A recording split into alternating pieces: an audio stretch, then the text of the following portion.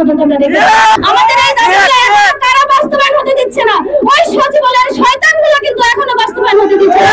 একজন সমন্বয়কের বোধহয় আমার 26 লাখ শিক্ষার্থীর ভবিষ্যৎ নির্ভর করবে না। কিন্তু দুঃখের বিষয়, আজকে 2টা মাস আমাদের উপদেষ্টা মহল ক্ষমতা গ্রহণ করেছে এবং আমরা যাদেরকে উপদেষ্টার আসনে দিয়েছি, 2টা মাস ক্ষমতা থাকা সত্ত্বেও আমরা এ পর্যন্ত কয়বার প্রোগ্রাম দিয়েছিলাম? 4বার। আজকে আমরা কি ঘোষণা দিয়েছি? যে মহাসমাবেশ। আমার কথা হচ্ছে একটা, প্রতিবার গাড়ি ভাড়া করে আসবো না, দ্বিতীয় কোনো ডেট ঘোষণা হবে না। যদি একটা রক্তের বিনিময়ে পুলিশের প্রজ্ঞাপন দিতে হয়, আমি রাজি আছি। আপনারা রাজি তো আমার সাথে? রাজি আছেন তো? 30-এ আমাদের সার্টিফিকেট ইনভ্যালিড হয়েছে, মানে আমাদের মেরুদণ্ড ভেঙে গেছে, আমরা সমাজে ইনভ্যালিড হয়ে গেছি।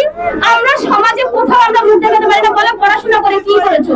কখনো এটা দলীয় দেখা হয় না যে 93% কোটার বিনিময়ে আমাদের সাথে বৈষম্য করা হয়েছিল। ছাত্রলীগ, যুবলীগ পরিচয়ে, আওয়ামী লীগ পরিচয়ে শত শত লক্ষ লক্ষ চাকরি দেওয়া হয়েছিল। যখন উপদেষ্টা মহল সরকার ক্ষমতায় আসছিল, আমি ভেবেছিলাম এই সমন্বয় এবং উপদেষ্টা মহলেরা সর্বপ্রথম ওই আবিদ কাকুর থেকে প্রশ্ন কিনে যারা চাকরি করেছে তাদেরকে বাদ দেওয়া হবে। আপনারা কি কেউ জানেন আজ পর্যন্ত আবিদ কাকু থেকে প্রশ্ন কিনা একটা শয়তানকেও কি বাংলাদেশ থেকে তাড়ানো হয়েছে?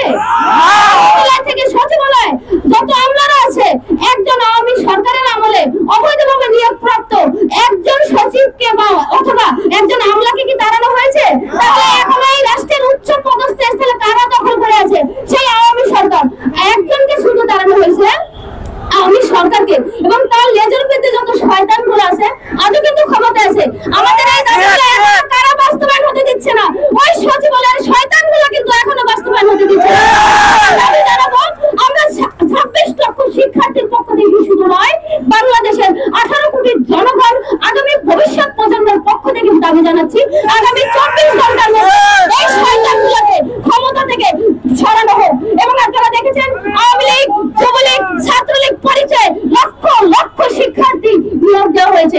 কেন তারা অবৈধভাবে নিয়োগ প্রাপ্ত হয়ে চাকরি করবে? যেখানে 26 লাখ শিক্ষার্থী মেধা, দক্ষতার যোগ্যতায় নিজের বাপের টাকায়, নিজের টাকা আবেদন করতে চাচ্ছে, সেখানে তাদেরকে নিয়ে নাটক করবেন। আপনি চাকরিটা তাহলে দিবেন কাকে? সেই আওয়ামী লীগ সরকারের নাতিপুতি দিয়ে যাদেরকে চাকরি দিয়েছে, সেই আওয়ামী কোটা তাদেরকে দিয়ে আপনি চাকরি করবেন। তাহলে আমরা কি রহি আসছি নাকি? আমরা কি বসে আসছি নাকি? সমন্বয়কের কথায় আমার 18 কোটি জনগণ চলবে না। একজন সমন্বয়কের কথায় আমার 26 লাখ শিক্ষার্থীর ভবিষ্যৎ নির্ভর করবে না। একজন সমন্বয়ক 32 চাইছে, আই ডোন্ট কেয়ার। সে কে? সে বৈষম্যবিরোধী ছাত্র আন্দোলনের নেতা। আমার 26 লাখ শিক্ষার্থীর ভাগ্য নির্মাতা না, সে আমার 18 কোটি জনগণের ভাগ্য নির্মাতা না। আমি তার বক্তব্যকে সর্বসাকুল্যে প্রত্যাহার করলাম। আমি তার বক্তব্য মানি না। আমার 26 লাখ শিক্ষার্থীকে যদি জীবিত দেখতে চায় তাহলে আমাদেরকে 35 দিয়ে যেতে হবে, নয় প্রধান উপদেষ্টার বাসভবন 144 দ্বারা ভঙ্গ করে আমরা সেখানে যাবো। উনি যদি গুলি করতে চায়, আপনারা দেখেছেন আনসারদের দাবি মানা হয়েছে, রিকশাওয়ালাদের দাবি মানা হয়েছে, যত মানুষ শাহবাগের দাবি নিয়ে আসছে প্রত্যেকের দাবি মানা হয়েছে। তাহলে আমরা কি এদেশে গরু ছাগল আসছি নাকি? নাকি আমরা রোহিঙ্গা আসছি?